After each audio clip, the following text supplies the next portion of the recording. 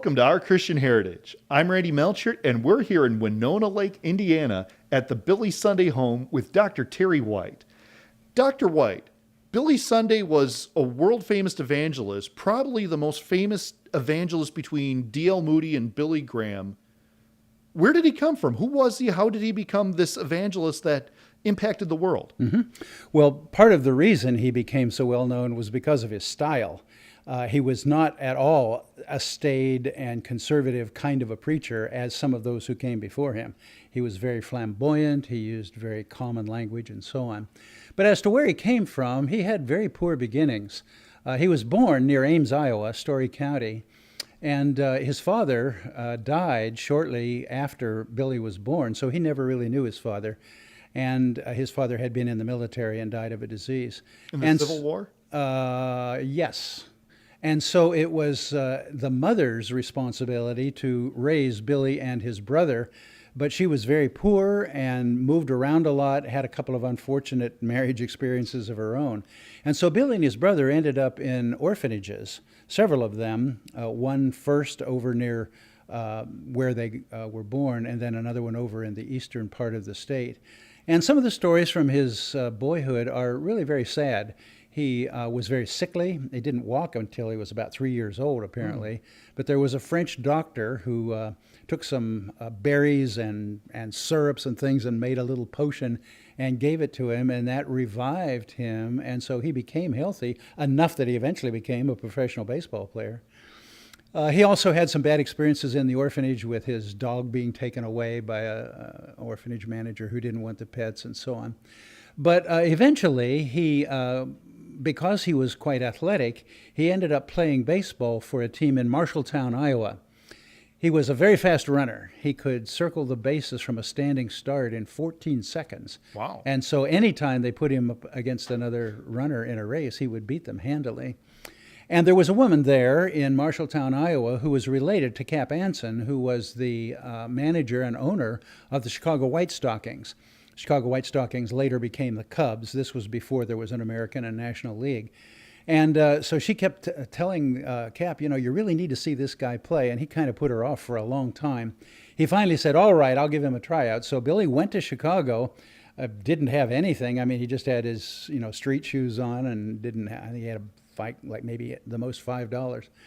But he found Cap Anson, and they gave him a tryout in a race. He beat the fastest runner on the team. And so Cap Anson put him on the team, and he became a member of the Chicago White Stockings. Just to give some setting, this is after the Civil War, between World War I. Right. This is over 100 years ago. Totally different world than we're living in today. But there was only a National League. The American League hadn't been invented until 1900.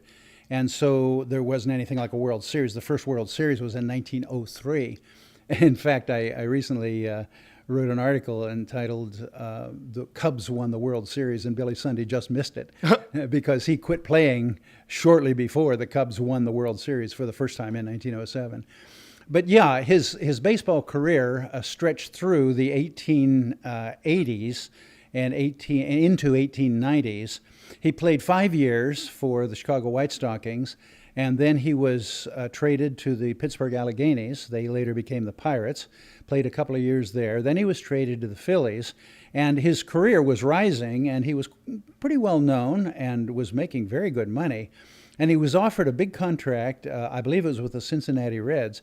And by that time, he had settled down, had married his wife. He married her in September of 1888, a woman from Chicago. Speaking of getting married, now at this time, what were baseball players thought of that? Well, most baseball players, including Billy, were rounders. They would spend a lot of their time in the saloon, and they were a pretty rough gang. But he found the Lord while he was playing baseball in Chicago through the ministry of the Pacific Garden Mission. How did that happen? Well, he actually heard a traveling group of singers. They were on a wagon, and they came through, and they were singing songs that took him back in his memory to his mother and his grandmother. And he went down to the Pacific Garden Mission. It took him several trips down there, but eventually he did commit his life to the Lord. And he also, about that time, started to search for a church, and he ended up at a Presbyterian church in Chicago, and that's where he met Nell, who became his wife. And that's why he became a Presbyterian. And so later he was ordained in the Presbyterian Church and considered himself a Presbyterian all his life. Now, there's a story that her dad wasn't in favor of this. Well, it took him a while because, I mean, ball players were a pretty rough bunch, and he wasn't sure he wanted his daughter, who was fairly cultured, to line up with this hick from Iowa. There's a quote that says that he said that baseball players were transient ne'er-do-wells who were unstable and destined to be misfits once they were too old to play. There you go. Her father was a dairyman in Chicago and fairly well respected. And Nell is the one who actually got Billy involved in the Presbyterian Church there. And she, all her life, was the stabilizing influence in his life. She was the organizer. She was the administrator. And if it weren't for her, we don't know what Billy would have ever become. But she deserves a lot of credit for the success that he was. So at this time, while he's playing baseball, what was kind of his baseball style? Was he a great fielder, catcher? He was an outfielder. He usually played in right field, and part of that was because he could run so fast. So if a fly ball took off, he has a couple of instances that he relates in some of his stories about where a batter would hit a long fly and Billy would say, "Oh, Lord, help me," and he'd start running and he'd jump up and throw his glove up and it would, the ball would land in his glove, and he gave the Lord the credit for that. He wasn't too much of a batter. He struck out his first 13 times at bat. Whoa. However, his lifetime batting average was .248. Well, just for the fun of it, I went to the 2016 Cubs, who won the World Series, and checked out who else had a batting average the same as Billy Sunday, and it was three guys: Dexter Fowler, David Ross, who's now the manager, and Ben Zobrist, who was the MVP. So he really was a fairly good hitter. Yeah. But you never heard about it because he was such a fast runner. And so they always made him the leadoff batter because if he could get on base, then he could usually steal his way around. Speaking of stolen bases, he was among the leaders in the National League in stolen bases. He was, and you don't hear too much about his baseball. He had a habit of sometimes exaggerating his baseball career. And so it's a little bit fuzzy on what the real numbers are. And that was the early days of baseball itself. Yeah. And he went straight from basically playing in a farm league, not even the traditional farm league, like an actual just city team, to the major leagues at that point. Right. Yeah. And we have a picture of him upstairs here in the house with the Chicago White Stockings, and he's down in the lower right-hand corner of the picture, and he's the only one without facial hair. We think he was too young to grow a mustache. Everybody else has mustaches or beards. How old was he when he started playing professional ball? He was born in 1862, so he would have been about 20. So he was fairly young. Yeah. Mm-hmm. He hadn't gone to college or anything. He just kind of went. No, in fact, he never graduated from high school. He had enough credits to graduate from high school, but he was playing baseball when they had their high school graduation. He later did now and then pick up a college course or a little bit of seminary training, but he never had any degrees, and he was mostly self-taught. So going from an orphan home to going to professional baseball, that was a huge leap. Yeah, but he had a lot of drive. He was a highly motivated and a highly disciplined person. All his life, he stayed in very good shape. Even late in life, he was still very trim. As he was preaching, he had a professional boxer that traveled with him and gave him rub-downs and massages to keep him in shape. Now, again, his wife was his guardian angel, and so she made sure he didn't get overheated or didn't get too cool. He always carried bottled water with him because he didn't trust the water in all the locales where he was, didn't want to pick up local germs. And so he was very fit and stayed fit all of his life, even though it was a heart attack that eventually took him. Wow. So here he is. He's traveling the country, living the baseball-style life until he gets saved at Pacific Garden Mission. Right. And then then you were starting to tell about that he was offered a contract with Cincinnati. Right. For, huge amount of money, far more than the average person made at the time. Mm-hmm. And then what happened? Well, about that time, he had decided that he really was feeling called into Christian work. I looked at some of his early letters that he wrote while he was still courting Nell, and they're very interesting. He would write from all the cities where he was playing ball, and in these letters he would sometimes put a pinch of dirt from the pitcher's mound, or he would have a penny, and it had penny in there, or he would have a feather that he picked up off the baseball field. He was always sending her these little things in his letters. But eventually he decided that he didn't want to travel anymore. And so he resigned, he turned down the contract, and went to work for the YMCA in Chicago for $83.33 a month. He worked for the Chicago YMCA for a couple of years, and then he signed on with a traveling evangelist named J. Wilbur Chapman. Let's just back up to the YMCA, because today, when we think of the YMCA, we think of the place that you go to lift some weights, run around the track, maybe your kids are playing soccer in the lawn. What's this YMCA, and what was it then that he left to, because he wasn't just going to be a personal trainer? Yeah, my impression is that the Christian YMCA was much more important and visible back then, perhaps, than it has been in recent years. I know that he worked a lot with the poor in Chicago. He went back to Pacific Garden Mission and often spoke there and assisted in their work. And he was involved in training young men. He particularly encouraged young men to live for the Lord and to live lives that were separate from the world. Early on, he formed a distaste for liquor. And so much of his life is characterized by anti-saloon and anti-liquor movements and preaching and so on. And many people think that since he was at the height of his career in the 19-teens, that he was partially responsible for the passage of the 18th Amendment and the bringing in of prohibition. So why was liquor so much of a problem in this time in American history? Well, he preached against it and would pull out statistics, some of which I think he made up, but they were very impressive about how it destroyed homes. Fathers weren't taking care of their children, they weren't supporting their families, and all the social ills that alcohol brought with it. And he wasn't the one to start this movement. The Women's Christian Temperance Union, there was an anti-saloon league. Right. There were three major groups that were involved in that temperance movement. By the way, all three of them had major headquarters here in Winona Lake. But one was the WCTU, the Women's Christian Temperance Union. Hey, I'm hearing chimes from a clock. And by the way, the clock that we're hearing was a gift to Sunday right at the height of his career. He preached a crusade in Philadelphia in 1915, and choir number one, there were four choirs of 1,000 people each, and choir number one took up a collection and bought this grandfather clock as a gift to the Sundays. And so those were the gongs that we were just now hearing. We have a clockmaker on staff at the college who just recently refreshed the clock, got it oiled up and working correctly, so it keeps good time now. So we're back to Billy Sunday. Yeah. The Women's Christian Temperance Union. Women's Christian Temperance Union, and they had other things they crusaded against besides alcohol. There was the Anti-Saloon League, and then there was the Prohibition Party, which is the oldest independent political party in the United States, and they are still continually putting up candidates for office.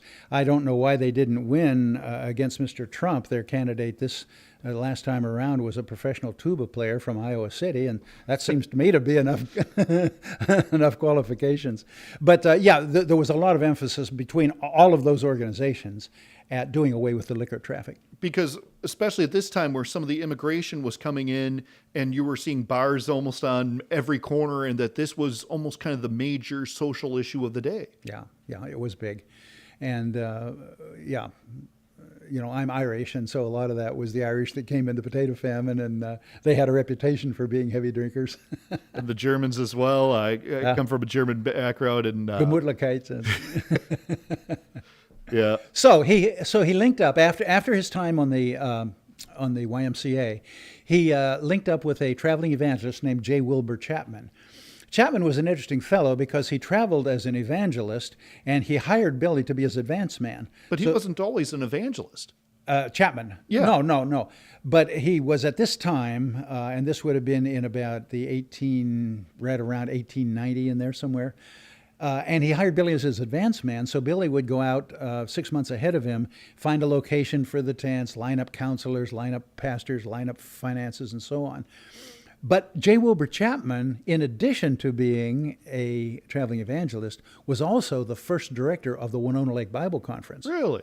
And so, which started in 1896 when Saul Dickey bought the town from the Beyer brothers and and his intention was to develop it as a kind of a Christian resort area that was well known for its Bible conference. So Chapman would come here every summer and run the Bible conference, and he started inviting Sunday to come here and speak. And so Sunday would come here, and eventually, over time, he came here often enough with himself and then his wife and then their children that he decided he wanted to live here. But that was the connection between Winona Lake and Billy Sunday, was J. Wilbur Chapman.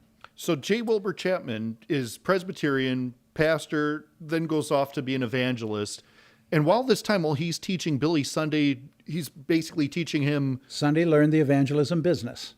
And after 2 years, Chapman says, I'm resigning. I'm going to take a pastorate in Philadelphia. And that left Sunday with no way to make a living.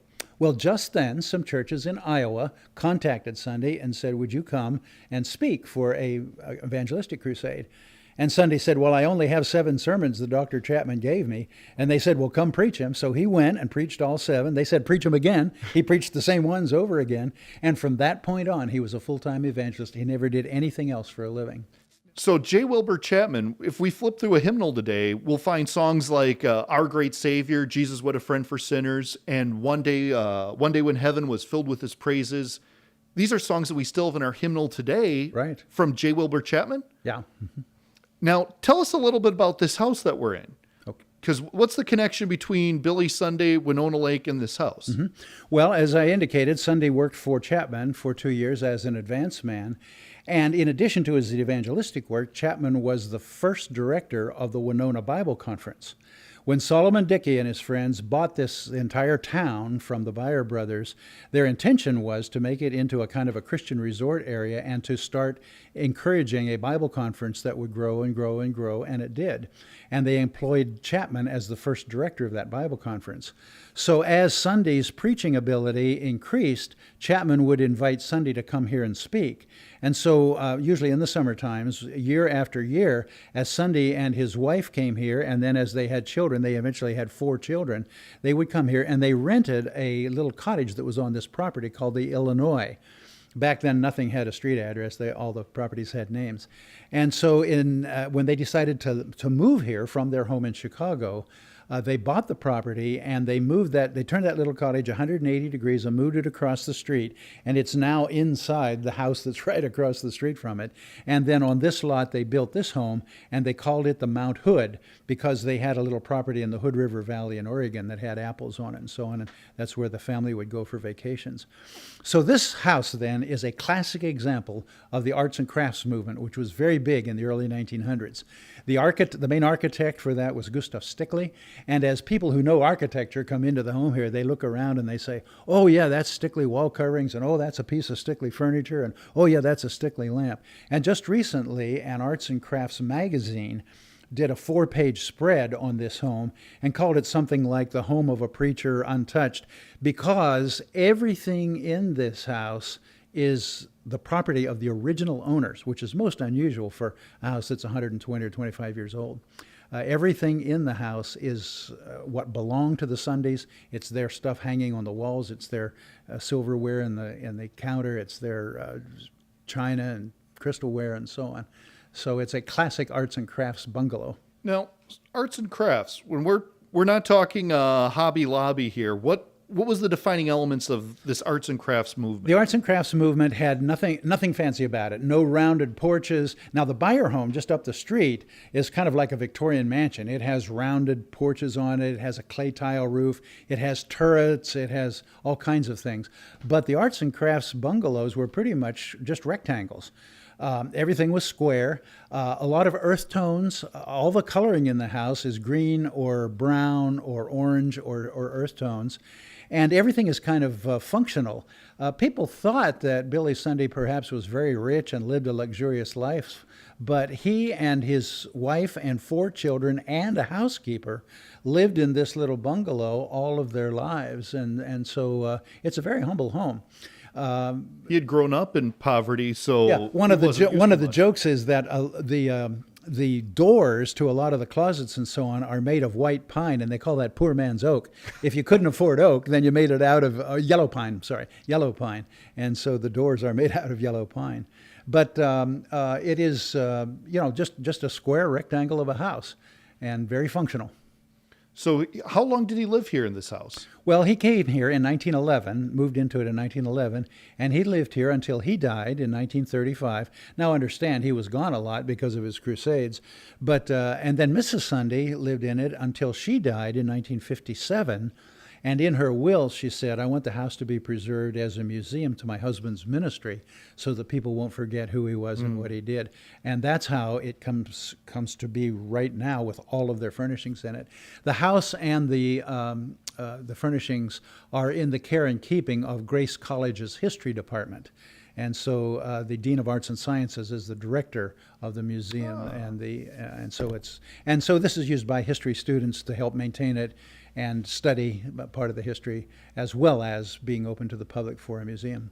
So let's back up to 1896. Billy Sunday is now starting to go out on his own. He's mentored. He's even had some of his sermons critiqued by J. Wilbur Chapman. His first meeting was in Garner, Iowa. Right. Garner's not that big of a town. No, it's not. A lot of his meetings were in small towns or in medium-sized towns, places like Ottumwa and Rockford and small towns in Ohio. Now, he did some big ones. I mean, the largest of them all was New York City. And eventually, he outgrew the use of tents and would begin to build temporary tabernacles. And these tabernacles were created of wood. Most of the pieces of wood only had a couple nail holes in them because when the crusade was over, they would tear them down, sell the lumber, and move on to the next place and build a new one.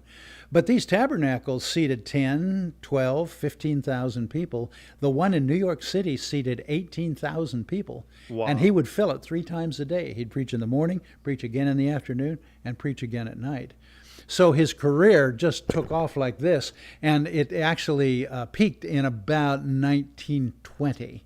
He lived for another 15 years, but by then he would be able to fill churches and auditoriums, but not the big tabernacles. But during the height of his career, there were about 25 of these tabernacles that were constructed, and many of them were in smaller towns.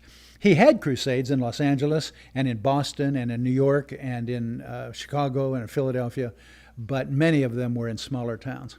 Especially when he's getting started. In fact, it was even called the kerosene circuit. Yeah, well, he was a common man. I mean, his audience were the railroad workers and the steel workers, and he played to them. You know, Homer Roadheaver, who was his song leader, had specific songs that he would use in the warm-up to the sermon that would reinforce the vocational knowledge and vocational vocabulary of some of these blue-collar workers. And so even though he circulated in the highest, I mean, we have pictures of U.S. presidents here that are all autographed to Mr. and Mrs. Sunday, so he was conversant with them. And the people that he knew were people like John D. Rockefeller and H.J. Heinz and John Wanamaker and, just a panoply of the rich and famous and powerful. But his primary audience that he spoke to were the common people. And his language reflected that. His analogies were really funny. You know, he would say, when the great umpire calls that game in the sky, will you be safe at home or will you be out? And of course, what he meant was, would you have salvation or not? And part of that charm was the sawdust trail. The floors of the tabernacles always had sawdust on them. And the center aisle would be the place where converts would come down. And he had a little trapdoor underneath the podium where he would go down as soon as he finished preaching and then would start shaking hands, and he'd shake with both hands.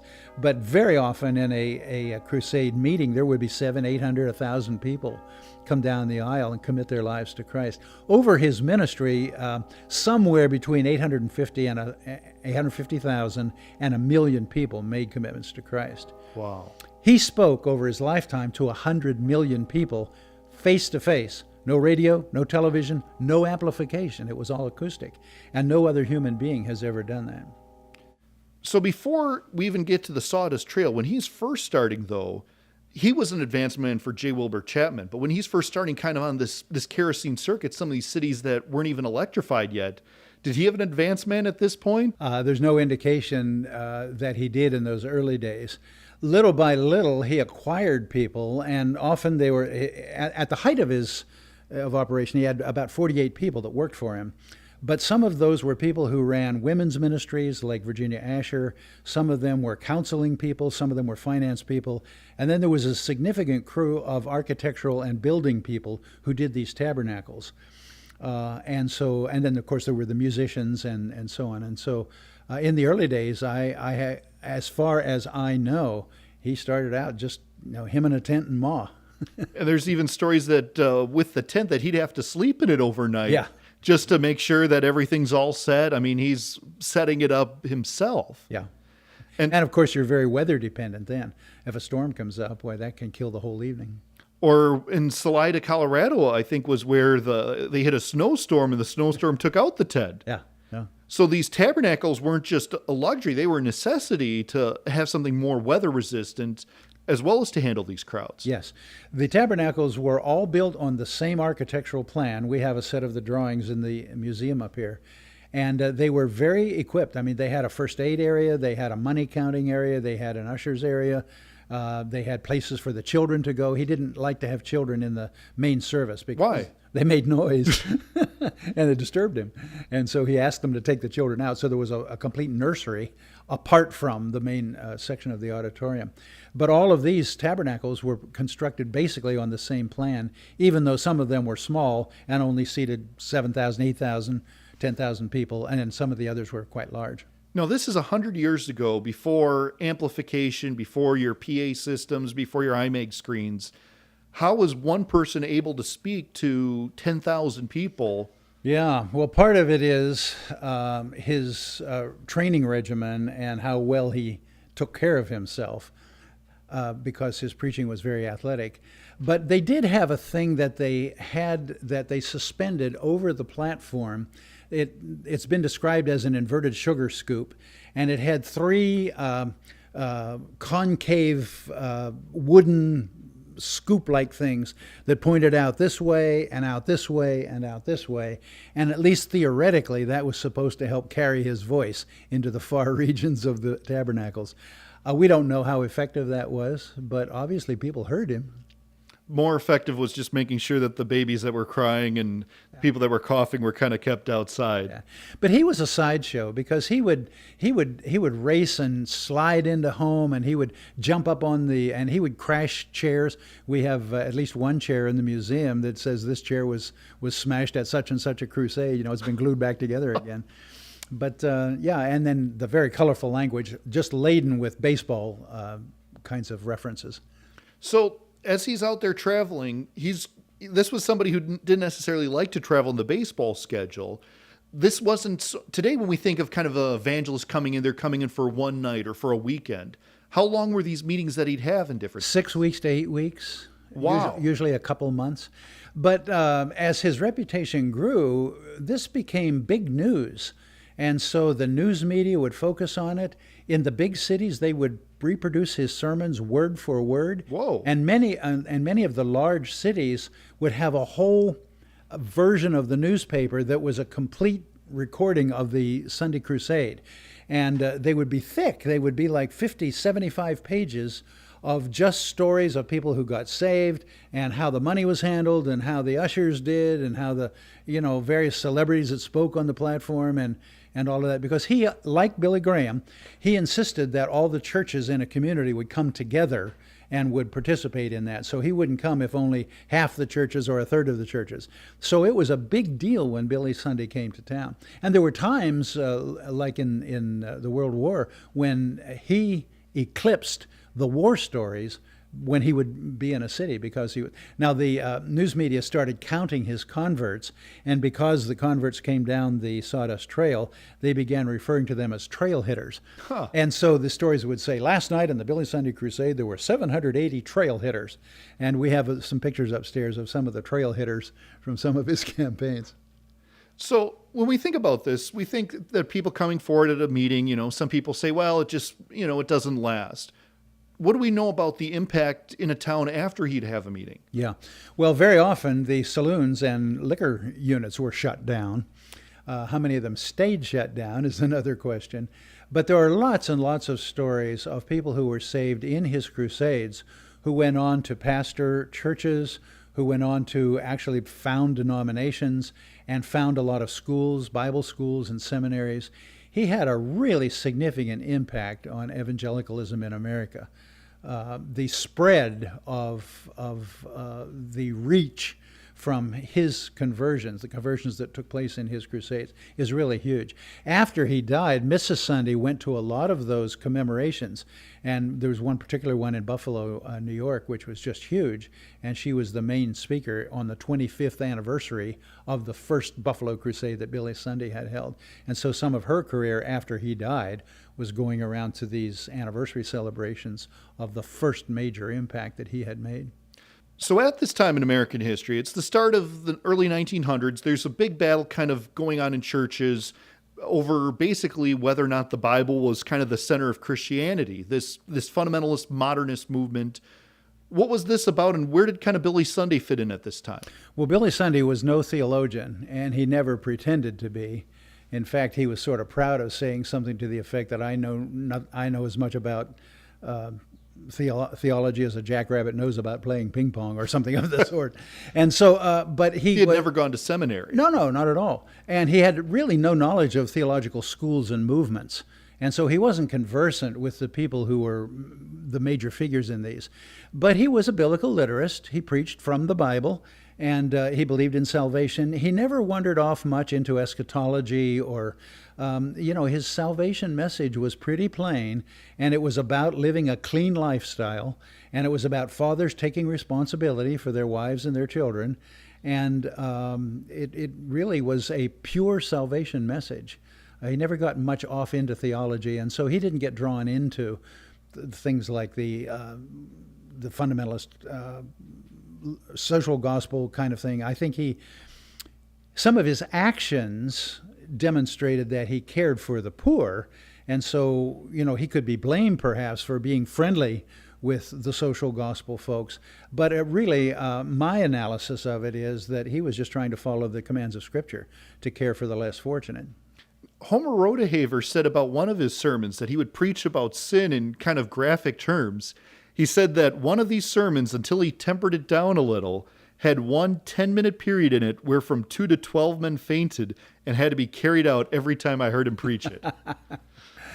Yeah, I don't know what the content of that was. I do know that he had separate sessions for men and for women. And sometimes they got pretty graphic, the men's ones in particular, where he was pretty straight with how a man ought to conduct himself and what he ought not to get involved in. And some of those turned the air kind of blue with the way the kind of terminology that he used. But yeah, he was a straight shooter all of his life. There was never any scandal associated with his relationship with his wife.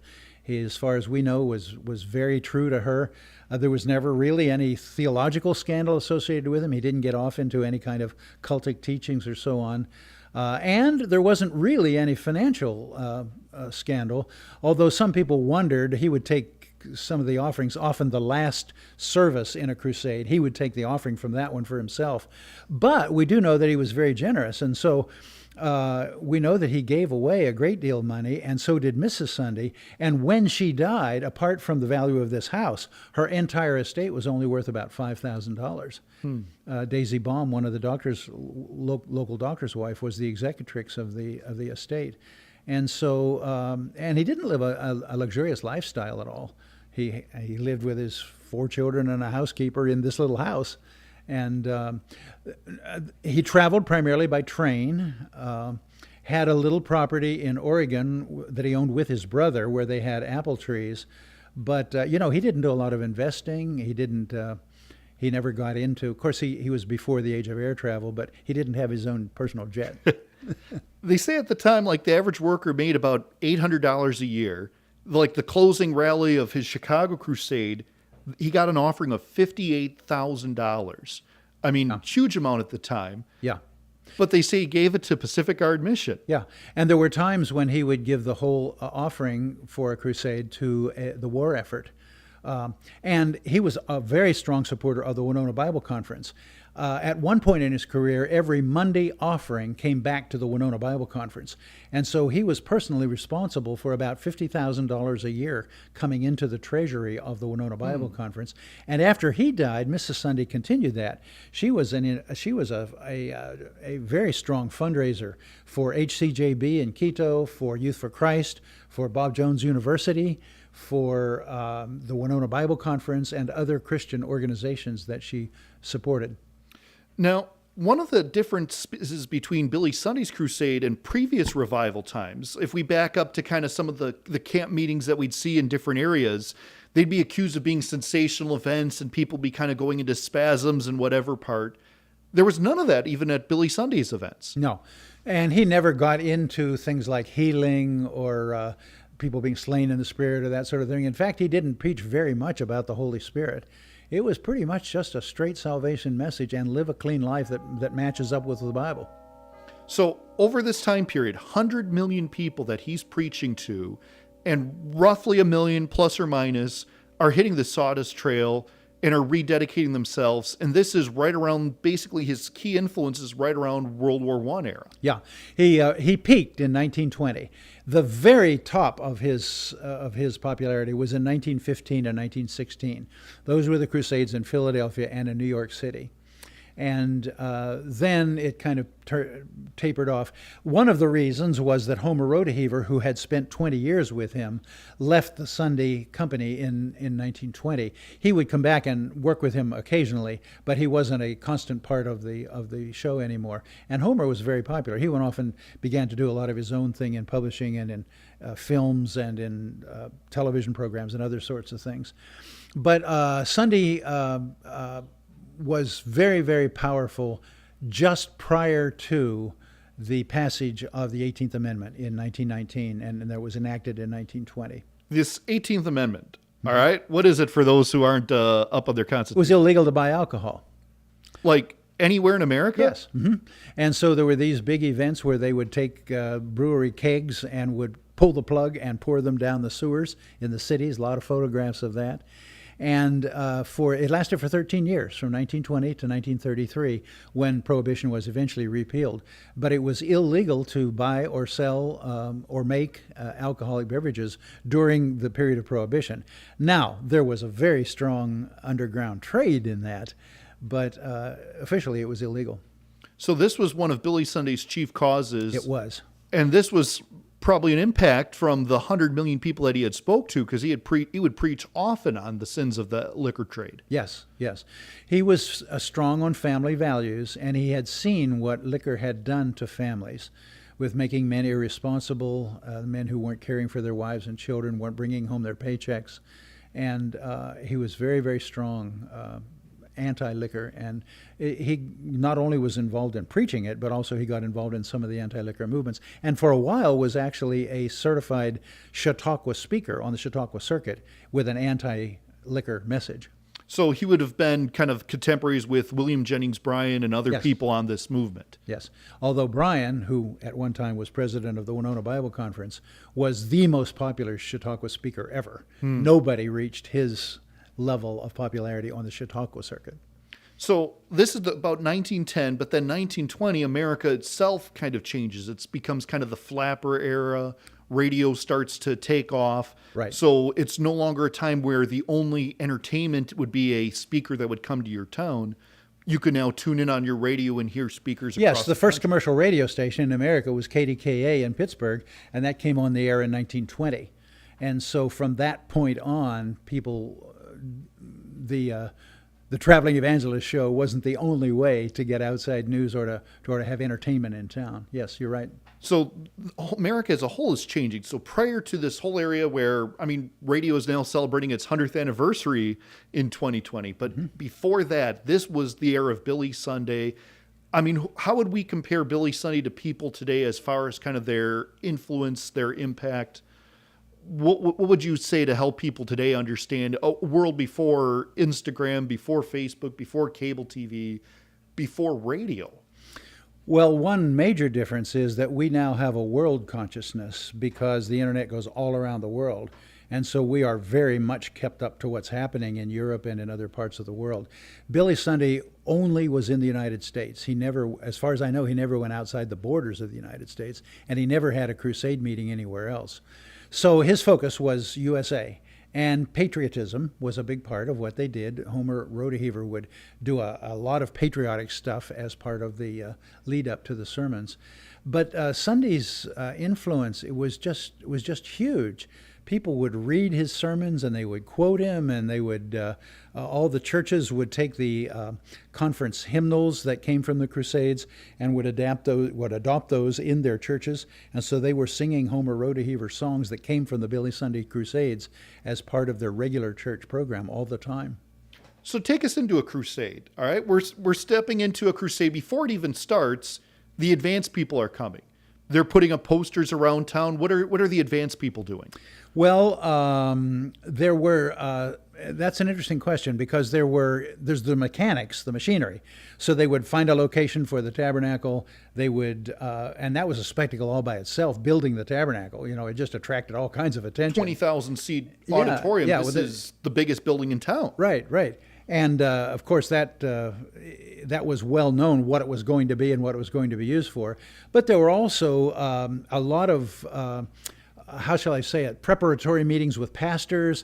They were lining up prayer counselors. They were lining up people who would be part of a women's ministry that would be a part of this. There was a lot of financial backing, kind of, who's going to sponsor this thing, commercial organizations that would put money into it, and so on. And then there was the recruitment of the choirs. I mean, I mentioned Philadelphia. There were 4,000 people that were choir members, 4 choirs of 1,000 people each. So all those had to be recruited and trained and gotten ready, music prepared for them, and so on. Ushering was very huge. He had a giant who worked for a while in the circus, who was one of his ushers, and people would come sometimes just to see the usher, because this guy was so. There's a guy that goes around and makes a living lecturing about this Billy Sunday's giant. But there was all this machinery that was involved in it, and the hype coming into it. Now, part of it was he also played on his baseball background. And so he would come in, and he was, when he could still play, he would play, but he often would also umpire. Huh. And so they'd get together local ball, and then he would bring in some of his friends from, that were well-known ball players, retired or active. And so baseball was a large part of this as well. And he was very, very popular as a baseball player. So for the music, Homer Rodeheaver would be leading the music. What were some of the favorite songs that they would sing at these events? Well, Rodeheaver had this habit of buying songs anywhere he could find them, and then he hired musicians who would create the music or do the editing. 2 of them were brothers, B.D. and A.H. Ackley, who one of them lived here in town, one of them lived in California, people like Charles H. Gabriel and others.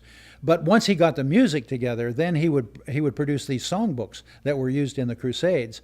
And Rodeheaver was a genius at making money on music. He would not only create these hymnals for the Crusades, but he would also take any given song and he would publish it in a low voice version and a medium voice version and a high voice version and a ladies trio version and a men's quartet version and a choir octavo anthem and a band instrumentation and an orchestral instrumentation, and then he would record the song and sell the recordings. Huh. And so his number one seller was The Old Rugged Cross, written by George Bernard in southern Michigan. He bought it for, I think, $50 or so, and he and Virginia Asher recorded that song, and they sold over 1 million copies just of the recording of it. By the way, people later criticized him and said that he took advantage of Bernard, but Bernard came back and said, "Oh no, Mr. Rodeheaver paid off my mortgage on my house, and I was well taken care of." So he stood up in defense of Homer Rodeheaver. But Rodeheaver would have all of these songs, and of course the panoply of songs are all ones that were in any given hymnal. Rodeheaver had about 6,000 copyrights, and any given hymnal from anywhere from about 1910 clear up into the 20th or 21st century might have 100 or 200 of his songs in it. Many of them had rollicking, they were simple, many of them harmonically, had rollicking kinds of rhythms. So songs like Wonderful Grace of Jesus and Love Lifted Me and When We All Get to Heaven. The number one moneymaker was The Old Rugged Cross. The number 2 was In the Garden, I Come to the Garden Alone, which was based on Mary's experience in John 20. written by Austin Miles. And then probably the song that came to be often requested most was Beyond the Sunset, which was written by Virgil and Blanche Brock here in town.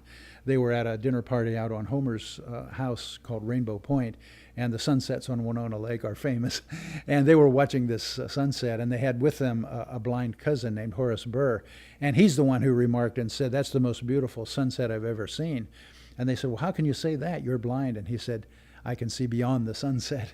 And so the Brocks took that phrase and wrote Beyond the Sunset, and then it became more and more requested as part of the musical program. But also Homer would have classical music concerts. He would train choirs, and they would do things like Stainer's Crucifixion and pieces of the Messiah, and there were quite a few classical musicians that were a part of Homer's circle of performance as well. So the music part was a huge draw in itself. It was. The keyboardist everybody came to hear was Catherine Carmichael. She was an organist and a pianist, single lady, lived down near Homer on the island. And now at one point, Billy Sunday's second son, Billy, who was a piano player, got to be good enough that he played for a few of the Crusades. But the one everybody came to hear was Catherine Carmichael. So she'd be playing, the choirs would be singing, the congregation would be singing. Homer Rodehaver would be even teaching some of these songs. Right. And then all of a sudden, Billy Sunday would then come up. Yeah. And Homer also used his trombone very strategically. He would play a verse of a song. He would often wave it and would direct with the trombone. And when he wasn't playing it, he'd hook it over his shoulder. And so the trombone was very much a part of who he was. And he would joke about it because he had a Methodist background. And Billy, of course, was Presbyterian. And he would say, "Billy's Presbyterian and I'm Methodist." He said, "I know my trombone's a Methodist because it tends to backslide every now and then." And, the congregation would roar. But Homer also had techniques where he would do antiphonal singing, and he would have them have contests. This half of the tabernacle would sing against this half, and who can sing the loudest, and who can "I can't hear you" kind of thing. And and he also did magic tricks on the platform. And Rodehaver was something else again. He was just a consummate master of ceremonies and warm-up man for all of this. Later in life, he got kind of irritated at Sunday because Sunday would get impatient with this. He wanted to get in there and preach. And sometimes he would actually come to the pulpit while Homer was leading music and would lay his Bible down there and kind of push Homer out of the way. And that created some tension between them. And the message from Sunday was, "Come on, guy, it's my turn to preach." Wow. So Billy would come out to preach, and these were just kind of simple messages. They weren't kind of deep theological issues. It was basically, we got a problem of sin, and Jesus is your solution. Yeah. Strong salvation message. But he would he was a reader, and so he had a lot of quotes, contemporary quotes from literary people, and he used a lot of common man analogies from the railroad and from steel workers, from the mining industry, and of course from the sports world. And that's what everybody liked to hear, was all the baseball stories. He'd tell these baseball stories. He'd slide into home plate.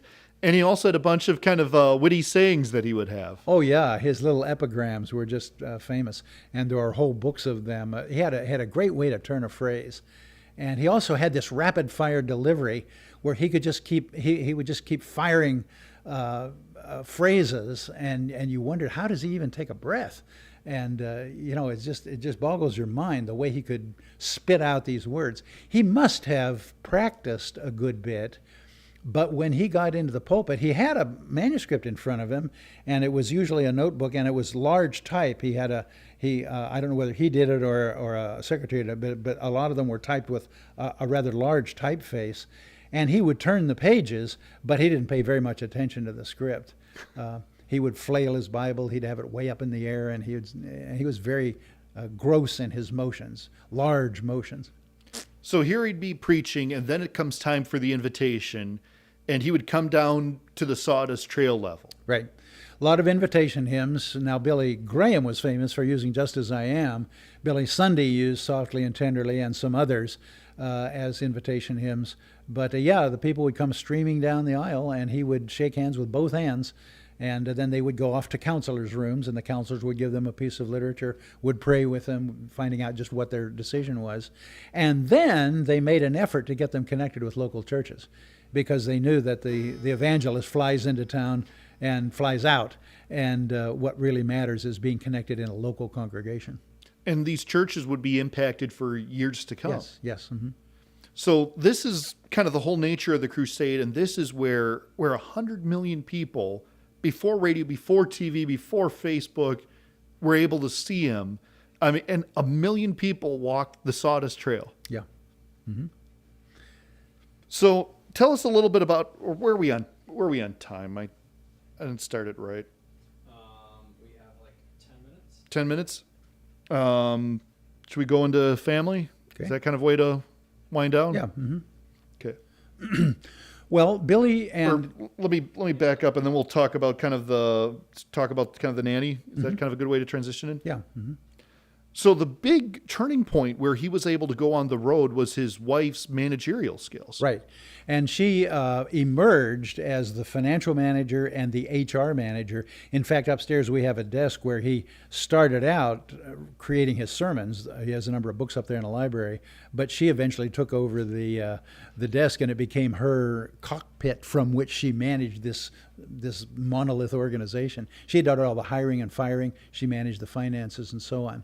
Now, the Sundays always had a housekeeper. They brought with them from Chicago a woman named Nora Lynn, and she lived in a room just off the entrance to the house. And of course, when they were traveling, she took care of the house and watched the children when they were little. Later on, she died in 1930, and later on they had another series of single women who would live here. One of Mrs. Sunday's talents was not cooking. As a matter of fact, we have some stories of children she'd give them cookies and they would take a bite and throw them away, and so it was not one of her strong points. So the housekeeper usually did the cooking, and when the children were young, took care of them, and then later on watched over the house when the Sundays were on the road. The Sundays had 4 children. Their daughter was always sickly. They didn't know what she had. They later thought it might have been multiple sclerosis. But she grew up. Now, she was born while Sunday was still playing baseball, so she only lived in this house a couple of years. Her bedroom was upstairs, and in fact, after she left the house, Mr. Sunday's mother moved into that bedroom, and she lived with them for her last years and died here. But Nell, Helen, the daughter, eventually courted a young man from Michigan. His name was Mark Haynes. He owned a newspaper and a publishing house up there. She courted him here in the house at what's called the Ingle Nook, which is a little padded seating area in front of the fireplace. She married him, and they had one son who died young. And then she died, the daughter died, in 1932 at age 42. And immediately after she died, Mr. Sunday had his first heart attack. And so some people think that her death may have accelerated his own decline. He lived 3 more years and died in 1935 of another heart attack. Her husband moved eventually to Phoenix, Arizona, and Ma Sunday died in his home in 1955. Ma Sunday lived for about 25 years after Billy had died. So that was the daughter, Helen. Then there were 3 boys, George and Billy and Paul.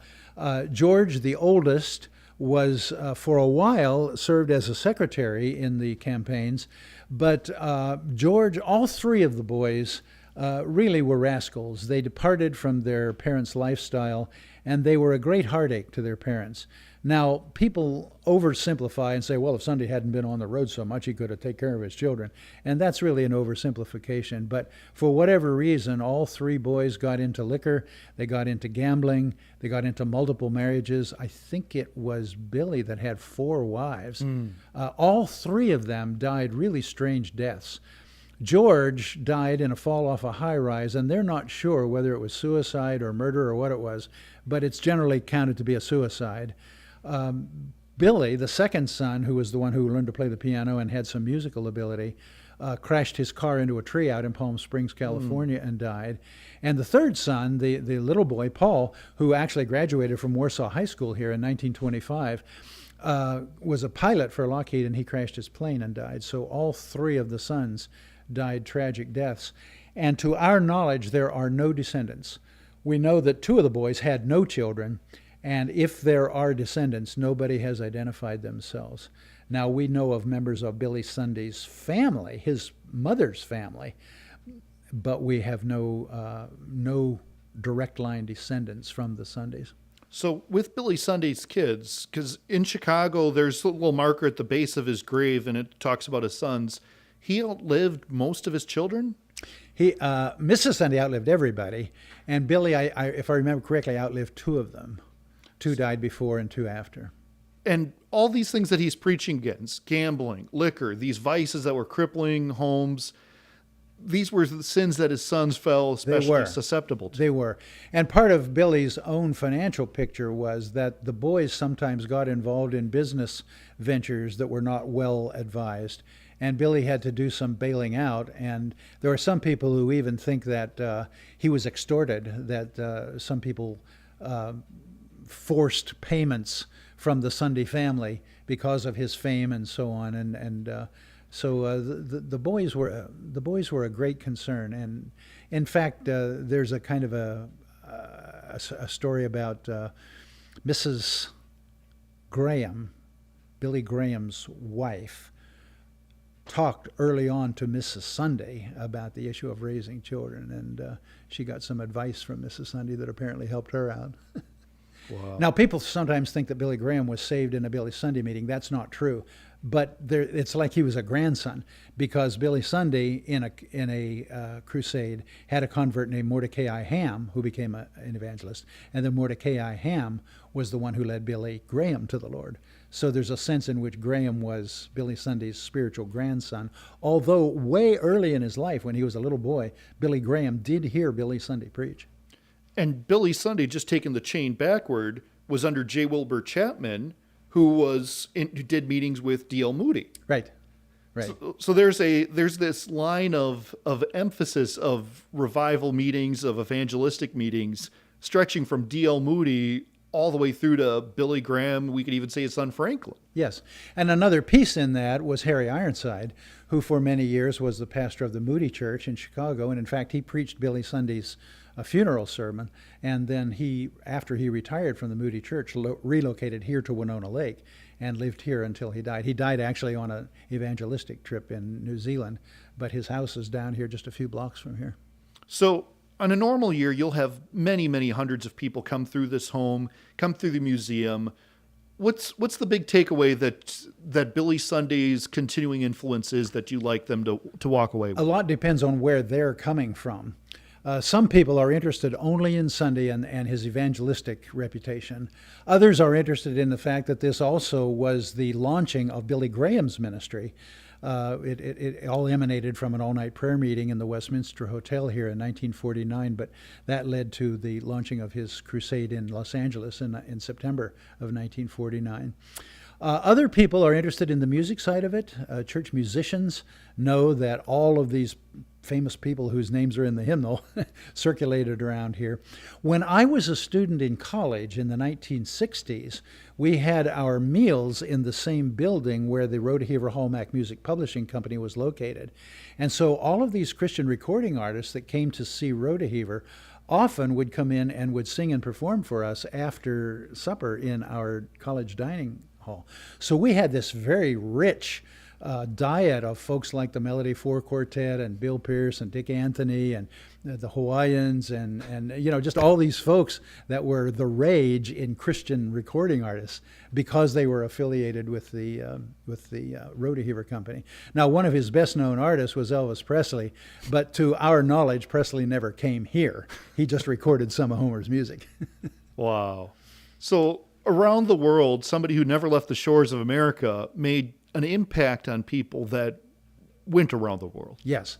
Billy Sunday never traveled and didn't do crusades outside the United States, but his impact was worldwide. Now, Homer did some entertaining of the troops in the World War, and he himself was a veteran of the Spanish-American War. He played trombone and served a time in Cuba, so he had an affinity for the military.